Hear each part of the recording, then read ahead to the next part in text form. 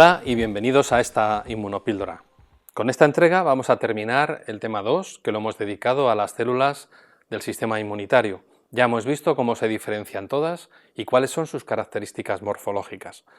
Vamos a ver ahora algunas cuestiones funcionales de tres tipos celulares de la inmunidad innata, para acabar repasando cómo las células innatas hacen gestión de los antígenos mediante una gran colección de receptores. Hemos visto las células que se han diferenciado por la vía linfoide y las que se han diferenciado por la vía mieloide. Y como os decía, vamos a dedicarle un poquito de tiempo a la funcionalidad de tres tipos celulares: los monocitos macrófagos o neutrófilos, que son células fagocíticas, los eosinófilos y los mastocitos. Bueno, y diréis, ¿por qué estas células y no otras? Bueno, pues porque son de los principales mecanismos de acción de nuestra inmunidad innata, de este nivel 2 de nuestras defensas.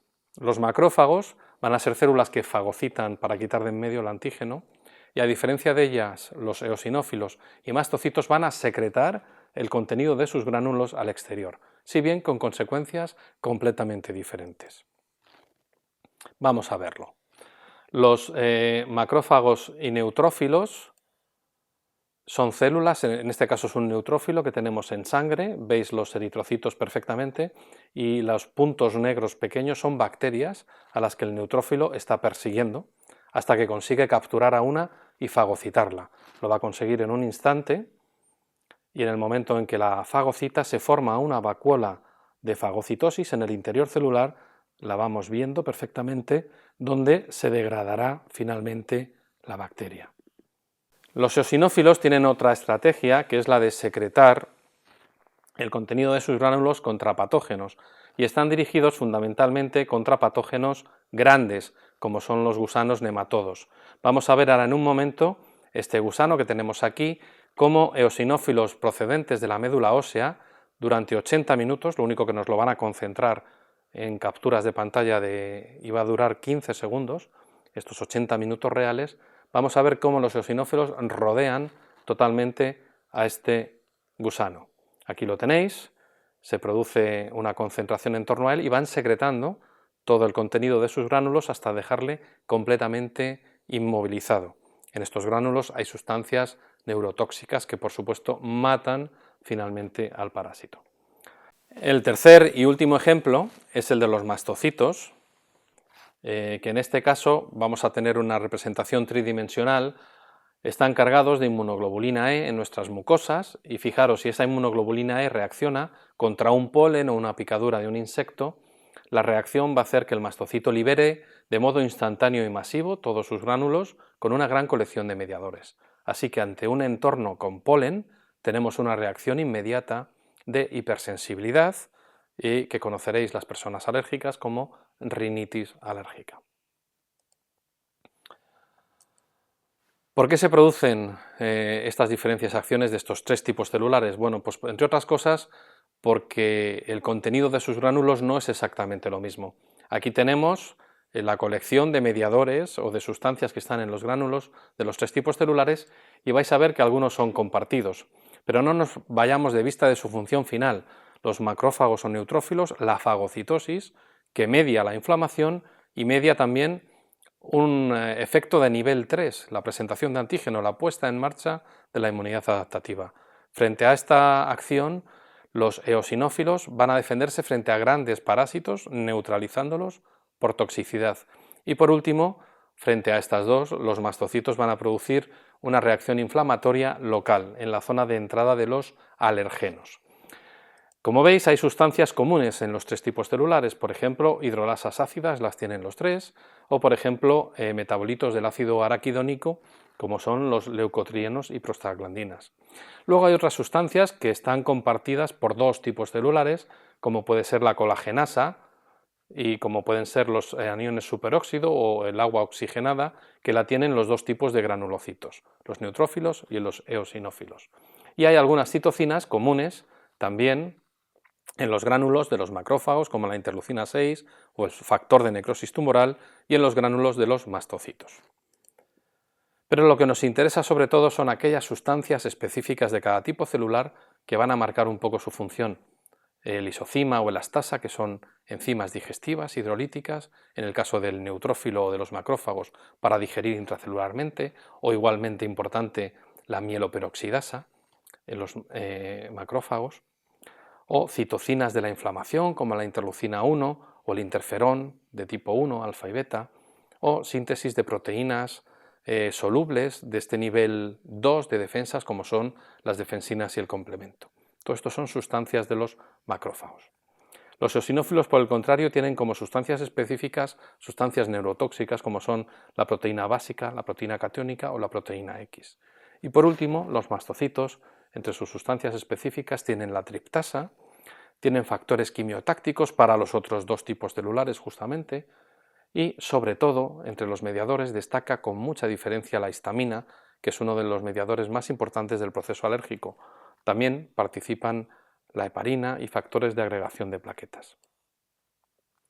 Para hacer todas estas funciones, estas células de la inmunidad innata, ¿de qué tipos de receptores disponen? Pues disponen de una gran colección, muchos más de los que podríamos pensar a priori.